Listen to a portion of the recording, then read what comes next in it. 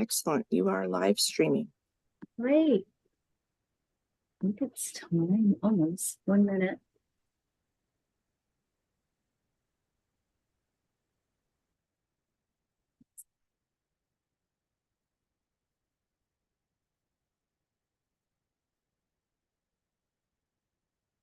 All right, it's 9 o'clock. Let's go ahead and begin. Hi, everyone. Welcome. Good morning, and thank you so much for joining me. Today, we're actually going to be drawing two whales. We're going to be drawing a toothed whale and a baleen whale. But before we get to the drawing part, I want to talk a little bit about whales.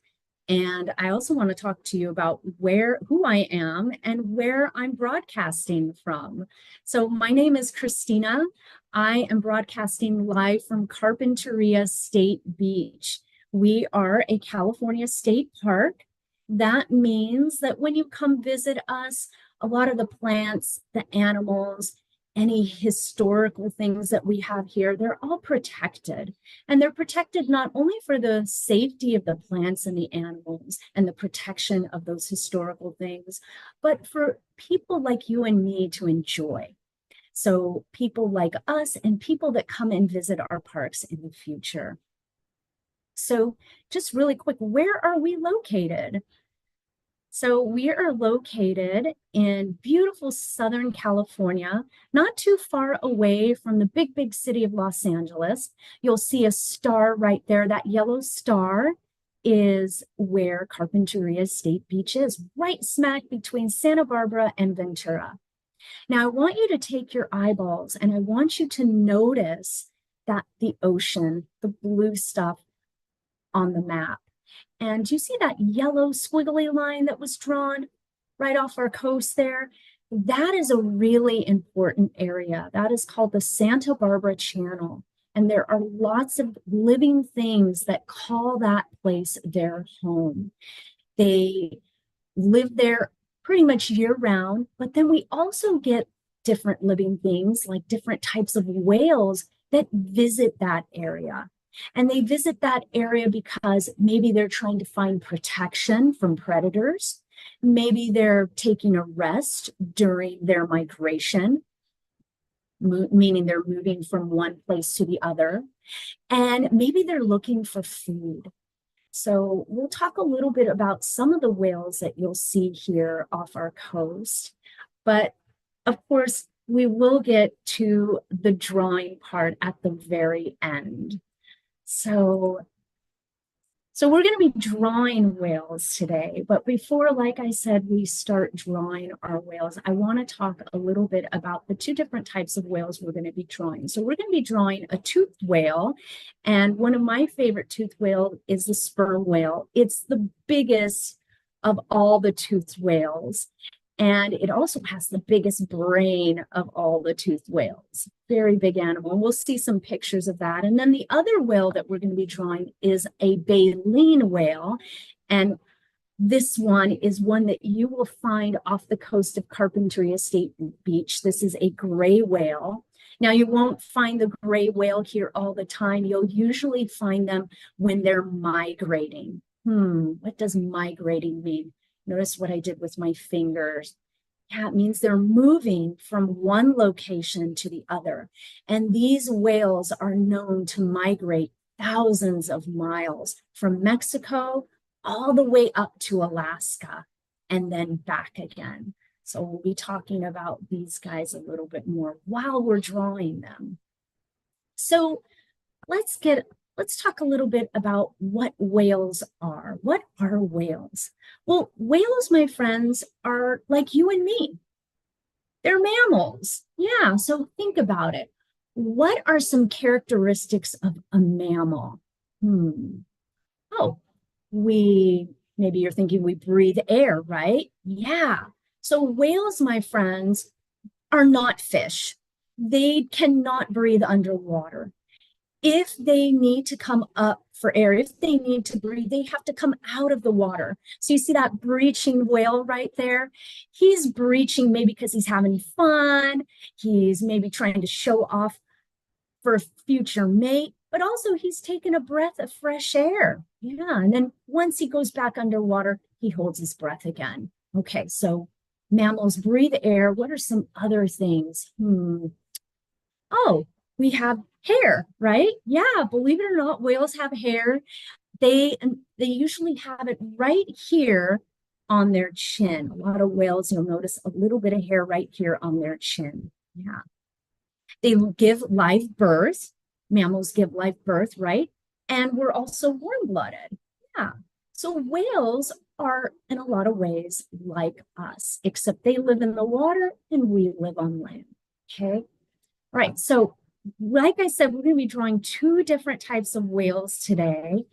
One is a toothed whale and one is a baleen whale. What are toothed whales? So take a look at this picture. We'll get a close-up here. What do you notice in their mouth there? What do you see?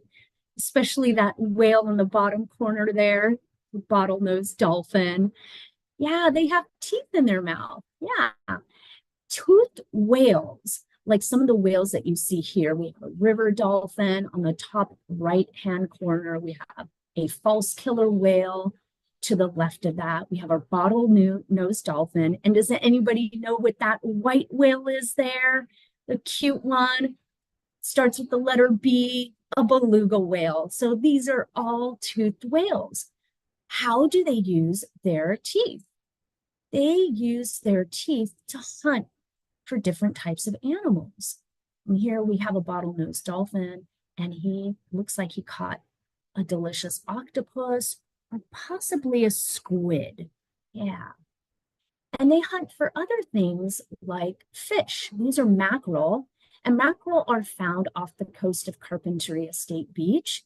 And when we have a lot of mackerel, you'll see a lot of different whales and different types of animals just all rushing to hunt them. Yeah. So some of the common toothed whales that we have here off the coast of Carpinteria State Beach would be our common dolphins. These are pretty common, meaning you see them a lot, and they pretty much live here full time. And I've been really lucky to witness them feeding on fish like mackerel. And then every now and then we'll get this whale that comes and visits us. This is called the sperm whale. Sperm whales, like I mentioned, are the biggest of all the toothed whales. And their diet is really interesting because sperm whales dive deep in the ocean to hunt for food. So they'll eat things like squid. Sometimes they'll look for sharks to eat. Of course, different types of fish, and then rays. Yeah. So how do toothed whales use their teeth? Well, they use when they're looking for food like fish and squid or sharks, they use those teeth to grab their prey. Yeah. And they'll also use their teeth to rip their prey so that they can eat it. Yeah, because I mean, most whales don't swallow their like a big fish whole. Instead, they kind of tear it apart. So they'll use their teeth to catch and then tear their prey apart so that they can swallow it. You don't really chew on it. It's more like tearing, catching, and then tearing it apart. All right, so we see that we have our toothed whales here, and they use their teeth to hunt different types of animals. Now let's move on to our baleen whales. Okay, so baleen whales have something else in their mouth. They don't have teeth. Instead, they have baleen. Yeah, and I happen to have some baleen right here. This is just a piece of it. Now you have to imagine that if this was in a whale's mouth, they would have rows and rows, plates and plates and plates of their baleen. In the gray whale, they can have up to 180 of these plates on the top part of their jaw in their mouth. Baleen, my friends, are not teeth.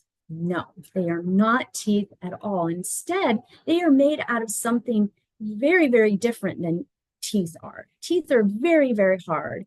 Baleen is softer. It's a little more flexible, kind of like your fingernail. So if you take a look at your fingernail and just kind of touch it, you'll notice that, yeah, it's hard, but it's also kind of bendable and a little flexible.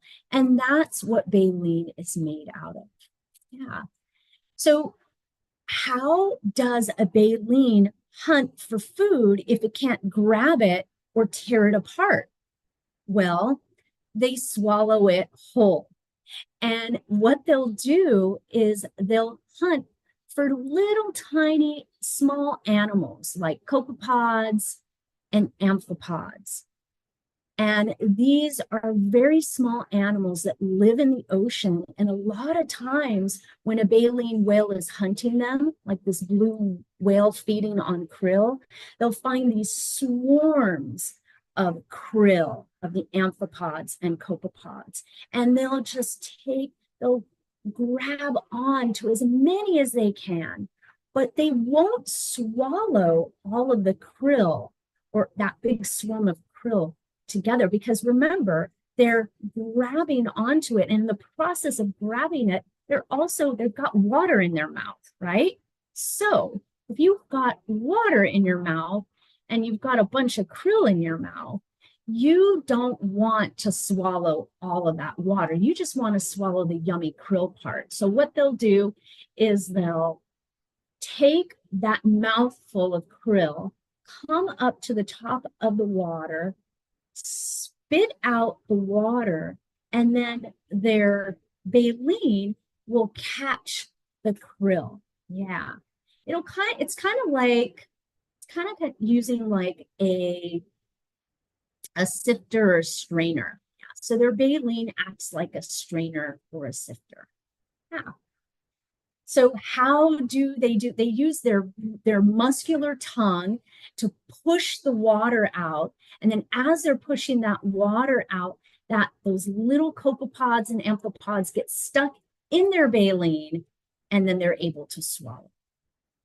So remember, my friends, baleen, it may look like their teeth. I mean, when you look at this picture right here, you're thinking, oh yeah, that looks like their teeth. But it's actually not their teeth, it's baleen. Okay. All right, so I wanted to talk a little bit about this guy right here. This is our gray whale, and you can see there, I'll get a close-up. There's the baleen in his mouth. Gray whales, this is one of the whales that we're going to be drawing in just a bit. And gray whales are really important to our ocean environments, just like lots of baleen whales. And I'll talk a little bit about that at the very, very end. But we're going to be drawing the gray whale because this is a whale that every so often you do see here off the coast of Carpinteria. And unlike the blue whale that you see right here that kind of catches that swarm of krill, we can get a close-up to kind of look at it a little bit better. You can see it kind of catching that swarm of krill.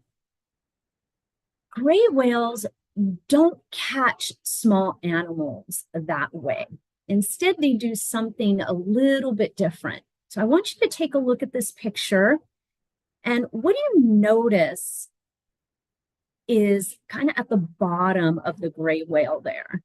Does that look like a swarm of krill, or does that look like kind of mud or sand at the bottom of the ocean? Yeah, that looks like mud and sand, right? Yeah, that's exactly what it is. And let me go ahead and share with you what exactly is going on here. So gray whales, my friends, when they're hunting, they actually swim to the bottom of the ocean, and they'll flip to their side and scrape the side of their mouth on the bottom of the ocean. Now, they first open their mouth. So they'll open their mouth. Then as their mouth is open, they'll scrape at the bottom of the ocean, and they'll pick up all those little tiny critters that are living deep inside the sand. Okay. Then they'll close their mouth, and that's when they'll swim up to the top of the ocean. and spit out that mud and muck and water, and then catch those copepods, the amphipods, those little tiny animals, and swallow them. Yeah. So they feed a little different than most baleen whales do. They're the only baleens that are bottom feeders, that do that scraping thing at the bottom of the ocean. They're the only whales that do that. All right. Are you guys ready to draw? Because we talked a little bit about our two different types of whales. So we're going to go ahead and we're going to draw them. And as we're drawing them, I'm going to talk a little bit about their bodies, because whales' bodies, even though they're mammals like us, they're different because they have adaptations. They have things on their body that that allow them to survive in the ocean. So we'll be talking a little bit about that. So we're going to draw, and I'm hoping that most of you have a piece of blank paper and some kind of writing utensil, like a pencil. I would recommend getting a pencil with an eraser, or if you have an extra eraser nearby, that would be really helpful that way. In case you make a mistake, you can erase it. I am going to be using a whiteboard and a marker. So that way, if I make a mistake, I can erase it. But I want you all to be able to keep your drawings. So that's why I'd like you all to use pencil and then with an eraser so that you can erase it. So if you have a blank piece of paper, that's great. You can divide your piece of paper into two parts, or for one whale, you can use the front side of your paper. And then for the other whale that we're going to draw, you can use the back side. Okay. All right. So as you guys are getting ready, I'm going to get ready because I need to set up my camera so that you all can see what I'm drawing here on this board. So what I'm going to do is I'm going to turn off my camera for a second so that I can flip it around, and then I'll be right with you in just a moment. So don't worry, I'm not going anywhere. I'm just going to turn off my camera here so that you don't see, me moving this camera and no one gets dizzy. So almost done, friends. All right. Okay, you should see a whiteboard there. There we are. And there's my hand, and there's my marker. And I'm going to use my eraser. My eraser is actually going to be a piece of paper towel. It's a little wet because my whiteboard eraser wasn't working the best. All right. And then my friends, I wanted to share this website with you. It's called WeDrawAnimals.com. There's lots of different animals that you can look on or search, and they do a really great job of explaining how to draw the animals step by step. So I wanted to share that with you. All right, so the first whale that we're going to be drawing today, my friends, is this guy right here. Anybody remember the name? Remember, he's the biggest of all the toothed whales. Yep, he's a sperm whale. And we're going to be drawing this guy today first. And our sperm whales, my friends, are really interesting whales, and I have a model right here of one. Like I said, they're the biggest of all the toothed whales. They have the largest brain, and what's really cool about these whales is they dive deep, deep, deep in the ocean.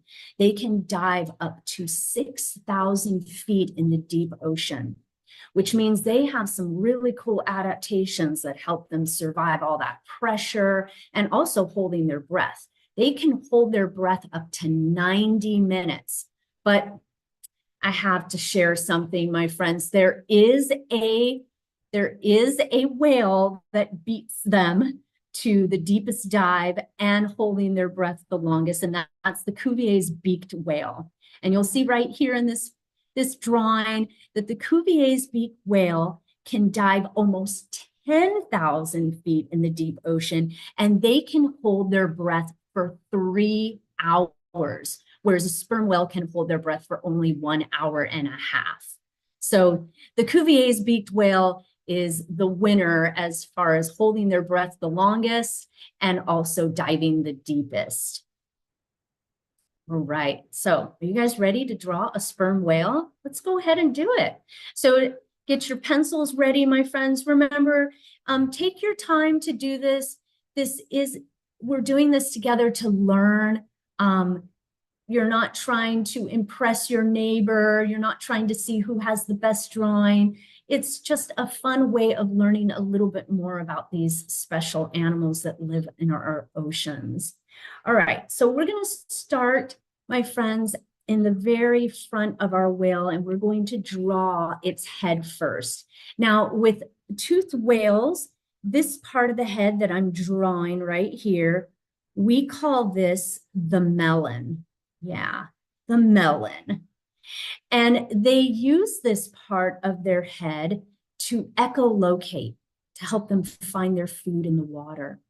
And the melon is full of oil and then also something that they call junk. Yeah, believe it or not, junk.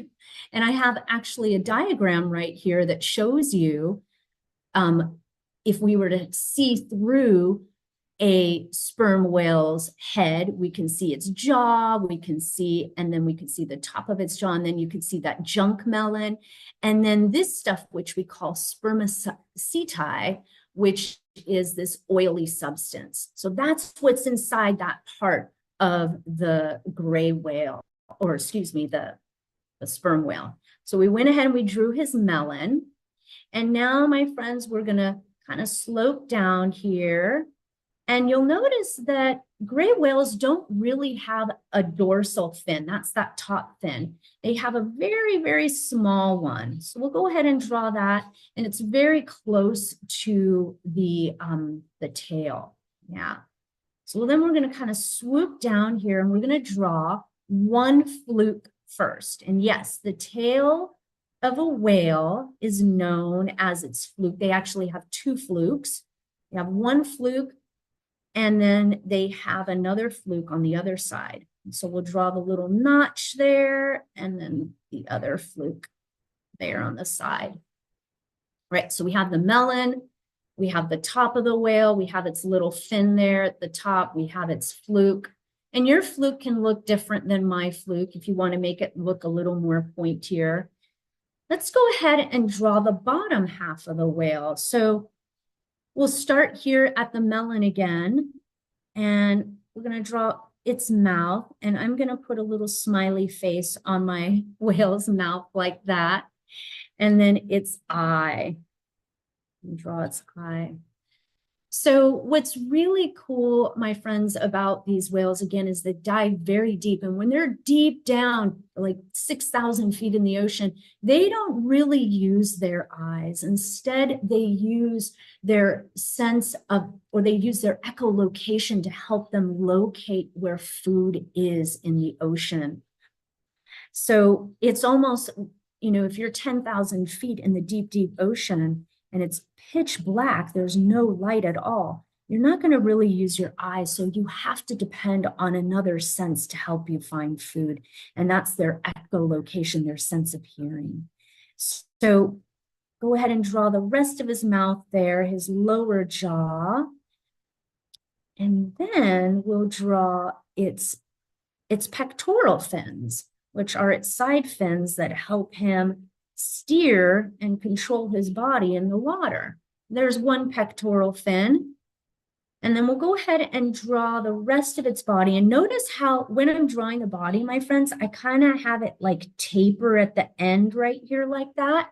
There's a reason why whales are shaped this way. It helps them move in the water quickly and smoothly.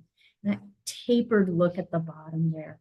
And then we'll go ahead and we'll draw one more of its pectoral fins on the side there. And there you have your sperm whale.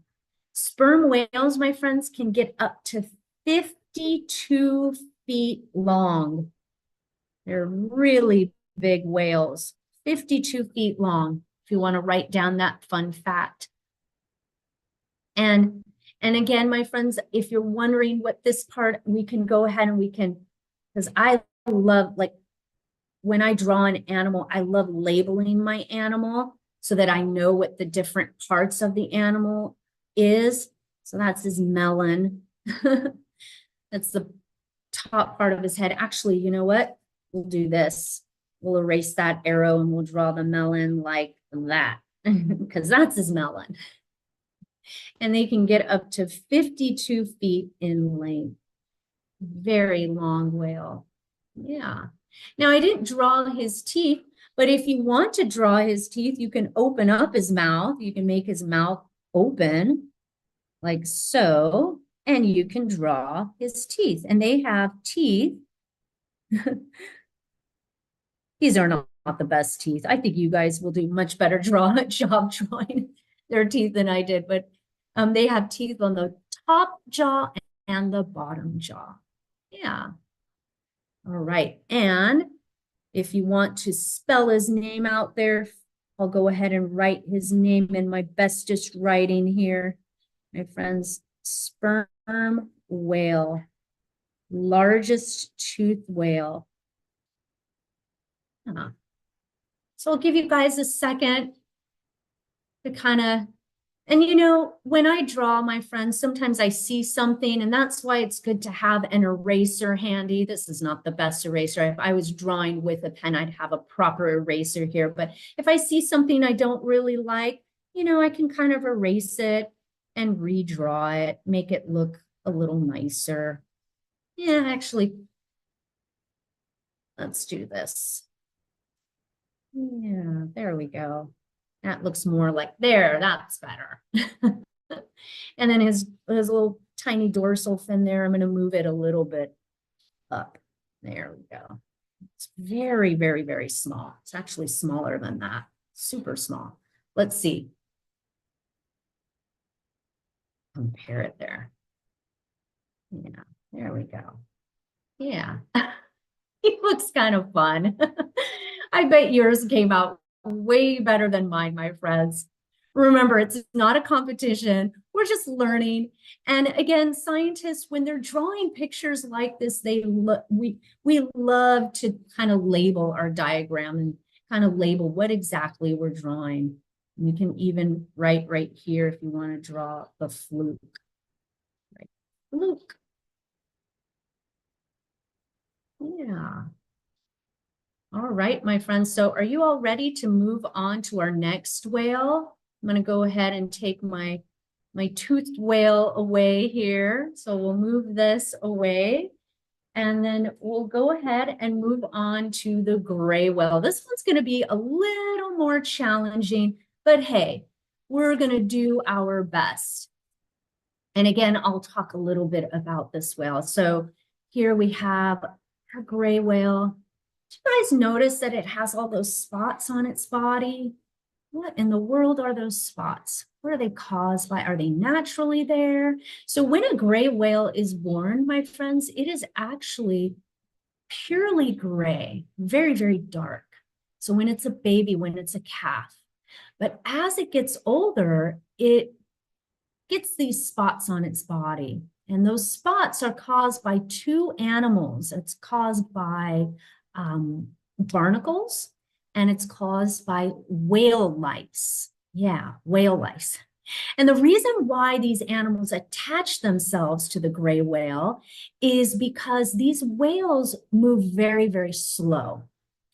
Unlike a sperm whale, or not a sperm whale, but unlike maybe a dolphin that I have here, dolphins are very fast-moving animals.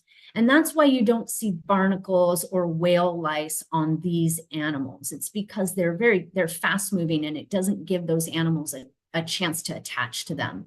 But the gray whale here, because they're slow moving, it gives those animals a chance to attach. So that's why you see, even right here in my model, you'll see it has these spots on its head, on its rostrum, and that's because those are the barnacles or whale lice that have attached themselves to the animal.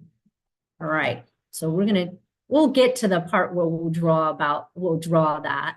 Let's go ahead and start drawing.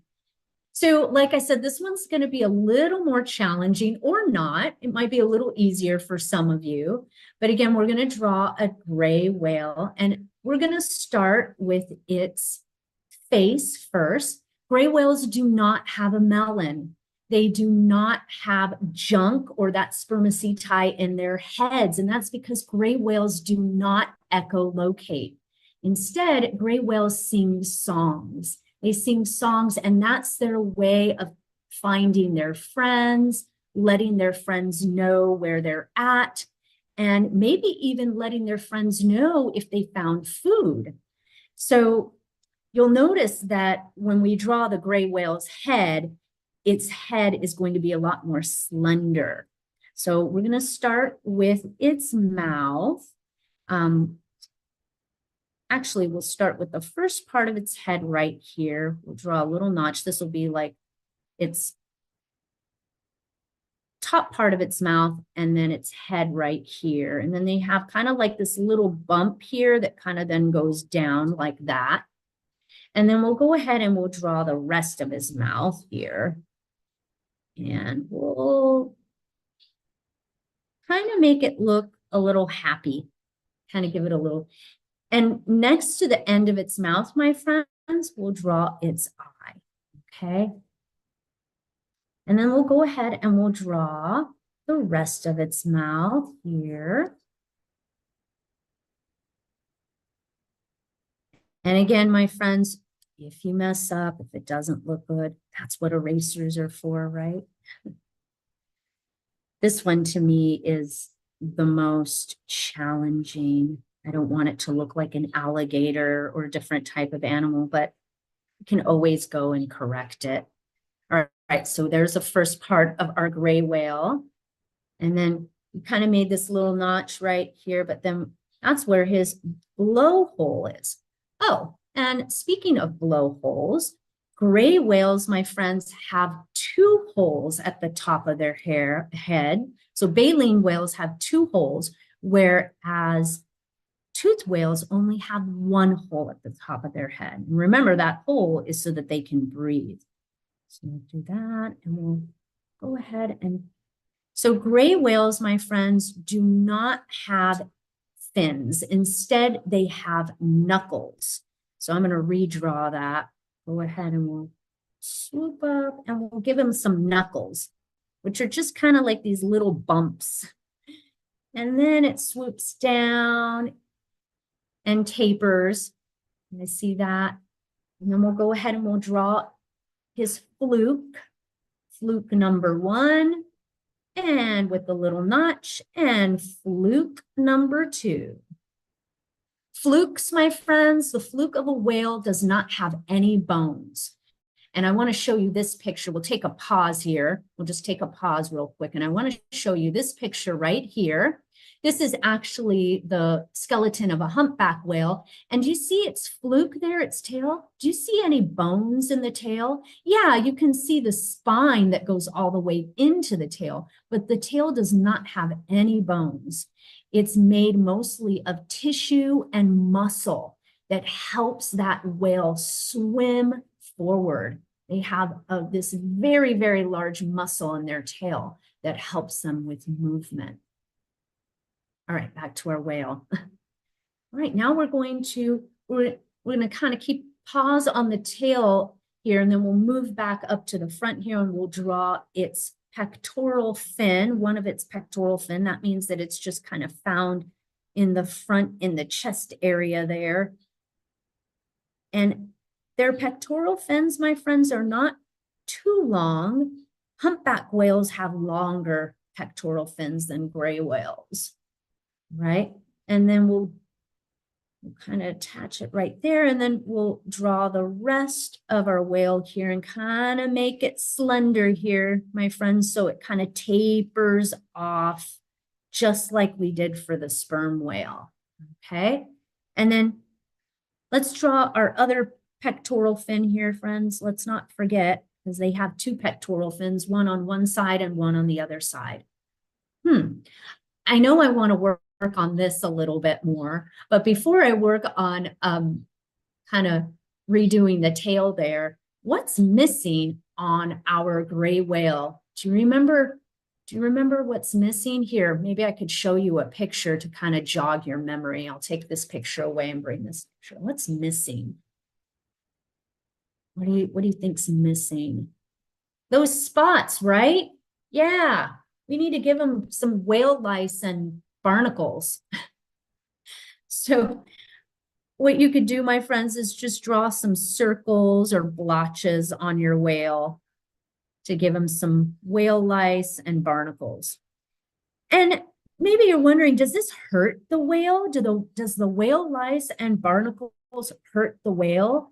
Not really. It's more just like a nuisance. It's like, it doesn't hurt the whale. It's not going to make them sick or anything like that, but it's just a nuisance. It's like, it would be like us having lice on our head, you know, that's not gonna we're not gonna have to go to the hospital because we have lice, but it's going to be very, very annoying to have lice.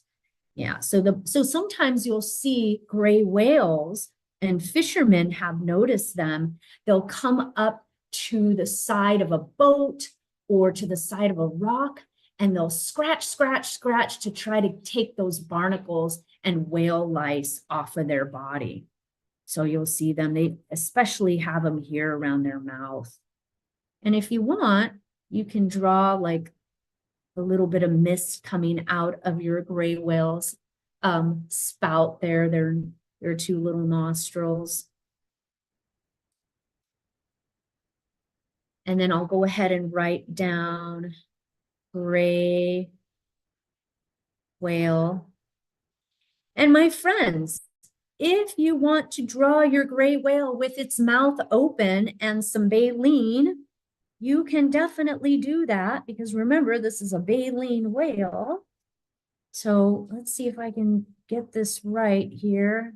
Draw some baleen. And remember, it's only found at the top of the mouth. Here we go. Oh, I don't like that. Let's try that again. The last time I drew it, it came out pretty good. Sometimes when you draw it the second time, it doesn't come out as good. Here we go. There's some baleen. Yeah, that's not that bad. Yeah, our gray whale. And then again, let's do what all good naturalists or scientists do. They like to label their pictures so that they remember. I'll write that one more time, my friends, so you can see it a little bit better. Baleen. And we'll rewrite this, gray whale. And if you want to, you can also label the barnacles and whale lice. I'll go ahead and I'll spell those out for you too. How long is a gray whale? Gray whales, my friends, can get about 40 feet long. So they're a little bit smaller than sperm whales. Sperm whales, remember, were about 52 feet long. So this is whale lice. And you don't have to add this, my friends. This is only, so that when you go home today and share these pictures with your family or friends, you can tell them a little bit about these animals, the parts of their body. So barnacles. I'm spelling. There we go. Yeah, and 40 feet long. I'll just write 40 feet here. There we go. I don't know if the whole picture gets in there, but hey, friends, we did our best, right? And I said I was going to I was going to redo the flukes there because I didn't really like the way I did them, but you know, oops. Oh, sometimes when you do it the first time, it comes out the best. So try not to do too much erasing, my friends. I think your fluke is going to look much better than mine. All right. So I'm going to leave this here, and I just want to talk about one last thing, my friends, why whales are super important to our oceans, because we hear a lot about saving whales and helping whales, and we want to try to keep this animal alive and well on our planet, right? For us to see, and also so that it can live its life and do what it needs to do to be part of our ocean ecosystems. And why are they an important part of our ocean ecosystem? So I'll just show you really quick, my friends. I'm going to take this away and I'm going to pull up this picture. This is a very simple baleen whale food chain. And you'll see at the bottom of the food chain, we have the phytoplankton, which are kind of like this algae plant kind of substance. And then we have the krill that eats the phytoplankton. And then we have the baleen whale that eats the krill. So baleen whales, my friends, they are like ecosystem engineers. What is an ecosystem engineer? They help keep our ecosystems, they help keep the ocean environments healthy. And if we got rid of all the whales, just imagine what would happen to that krill there. That krill would just get out of control, right? We'd have so much krill that it would eat all the phytoplankton. And then I want to show you this one here, my friends. This is a toothed whale. This is more like a food web. And you could see the orca whale at the tippy top of the food web there. And you can see all the other animals that are part of the food web. We have a blue whale that orcas can eat, especially if a smaller blue whale, like a baby blue whale, I know, they will eat other whales. Sea lions, the salmon, the squid, they're all interconnected. And if we get rid of these whales, my friends, think about what's going to happen to those animals' population. You're going to have way too many of those animals, right? Yeah, and then things are going to be they're going to be unbalanced. So what whales do, my friends, is they help keep our oceans nice and balanced. So I'm gonna really quick here, friends, I'm going to stop my video so that so that you'll be able to see me again. Oh no. Oh my God. The Zoom went out. Oh my goodness. How long have I been talking to myself? Oh, oh my God. Oh boy, did someone try calling me?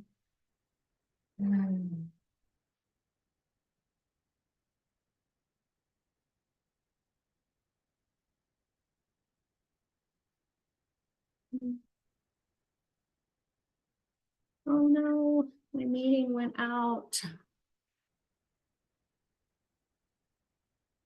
Oh, how did that happen? Yeah,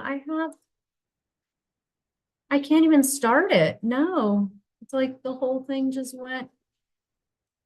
Ah, oh my goodness.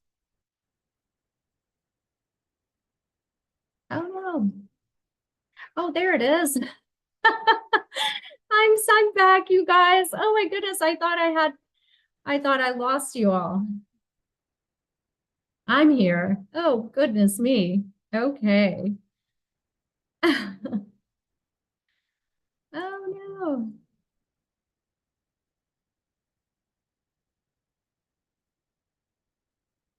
Okay, here I am, friends. All right.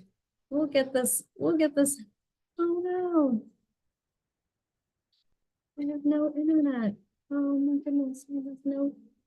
Oh, there it is. Okay, I'm back. Oh no.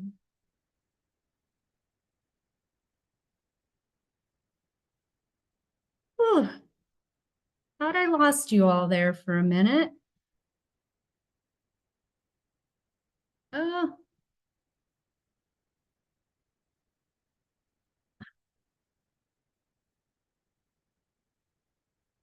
all right, guys. So it looks like we lost a little bit of internet connection here.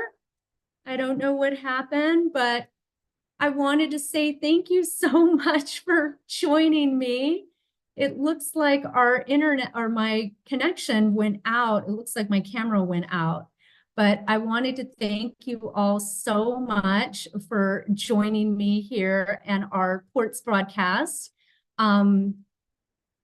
And thank you again. I hope you learned some things about whales, and please come visit us here at Carpinteria State Beach. And yeah, just trying to see if I could get my video up here one more time, but it looks like there I am. Yay, okay. Here I am. All right. Well, thanks everyone so much for joining me. So sorry about the technology that sometimes just doesn't work out. I hope you all enjoyed drawing whales with me. And again, if you are ever down in the Carpinteria area or the Santa Barbara area, please come visit us. And yes, thank you so much. Have a great summer. And please share your drawings with your family and friends when you come home, when you go home. And just remember, when you visit the ocean, try to think of some ways to help our ocean environment, our whales, so that they can stay safe and we can continue to have healthy ocean ecosystems. All right, everyone, thanks so much. Have a great rest of your day.